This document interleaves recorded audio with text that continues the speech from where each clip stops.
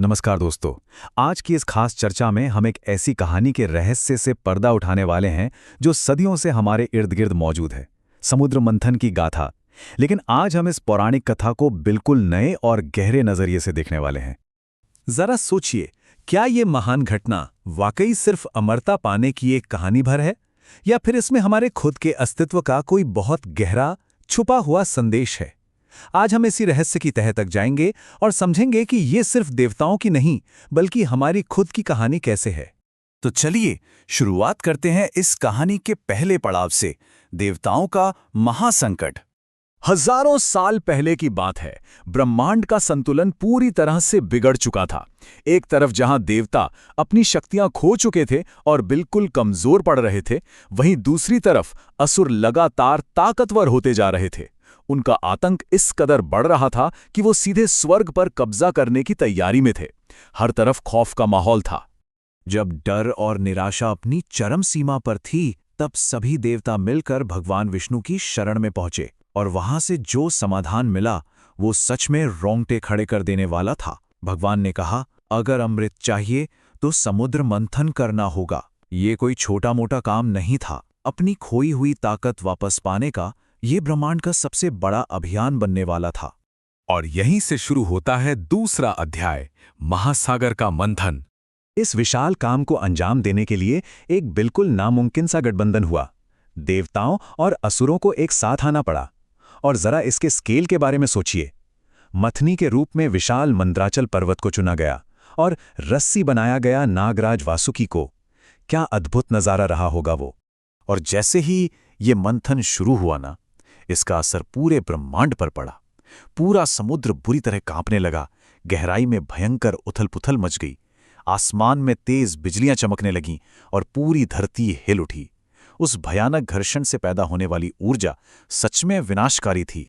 अब आते हैं सबसे दिलचस्प हिस्से पर, हलाहल विष और नीलकंठ। सबकी निगाहें लहरों पर टिकी थीं। हर कोई बस अमृत का बेसब्री से इंतजार कर रहा था। लेकिन अमृत से ठीक पहले आखिर निकला क्या? यहीं पर आता है कहानी का सबसे बड़ा और हैरान कर देने वाला ट्विस्ट। जी हां, सामने आया एक भयंकर हलाहल विष। इतना खतरनाक विष कि उससे पूरी सृष्टि उसी पल राख हो सकती थी। जो असुर कुछ देर पहले तक इतने जोश में थे, वो भी खौफ के मारे उल्टे पांव पीछे हट गए। अमृत की चाह में निकला ये विष अचानक पूरे ब्रह्मांड के लिए सबसे बड़ा खतरा बन गया था। घटनाक्रम को देखें तो स्थिति की गंभीरता का अंदाजा होता है।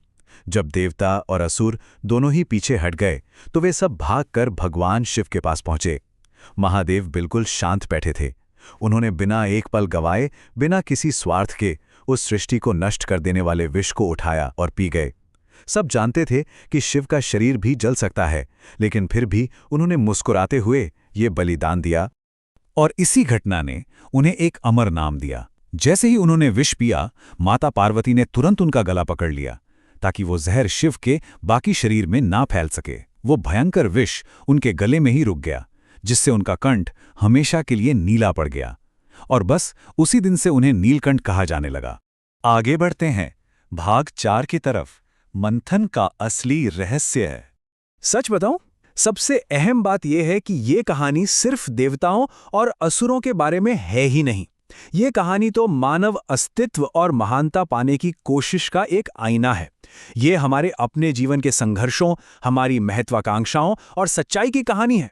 अगर हम इसे अपनी आम जिंदगी से जोड़कर देखें, तो जब भी हम सफलता का अमृत पाना चाहते हैं, सबसे पहले जीवन का विष ही सामने आता है। और ये विष क्या है? ये विष है वो असहनीय दर्द, वो लंबा और थका देने वाला संघर्ष, अपनों से मिला धोखा और बार बार मिलने वाली असफलता। जो भी इंसान इन सब को सहने की हिम्मत रखता है, असल में वही अमृत तक पहुंच पाता है। मंथन के लिए देवताओं और असुरों का एक साथ आना कोई इत्तेफाक नहीं था। ये इस बात का सबूत है कि दुनिया में अच्छाई और बुराई दोनों का एक साथ होना बहुत जरूरी है। अगर जीवन में कोई चुनौती ना हो, कोई विरोध ना हो, तो कोई संघर्ष भी नहीं होगा। और बिना संघर्ष के कभी कोई अमृत भी नहीं मिल सकता, है ना? तो आइए बढ़ते हैं अपने आखिरी पड़ाव की ओर, जीवन का सत्य। महादेव का विष पीना कोई साधारण चमत्कार नहीं, बल्कि एक बहुत बड़ी सीख थी। ये हमें याद दिलाता है कि दुनिया की भलाई के लिए या किसी बड़े उद्देश्य को हासिल करने के लिए कभी-कभी खुद को वो दर्द पीना पड़ता है। बिना त्याग और बिना कष्ट सहे महानता कभी हासिल नहीं होती।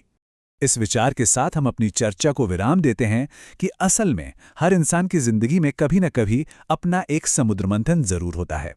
फर्क सिर्फ इतना सा है कि कुछ लोग शुरुआत में निकलने वाले दुखों और असफलताओं के विष को देखकर ही हार मान लेते हैं, और जो लोग उस विष को शिव की तरह हंसकर पी जाते हैं वो अंततः अपने लक्ष्य के अमृत तक पहुंच ही जाते हैं। तो चलिए आज कुछ से यही पूछते हैं कि जब हमारी जिंदगी का मंथन होगा तो क्या हम विष देखकर पीछे हटेंगे या नीलकंठ बनकर अमृत की ओर बढ़ेंगे। आज के सफर में साथ जुड़ने के लिए बहुत बहुत धन्यवाद।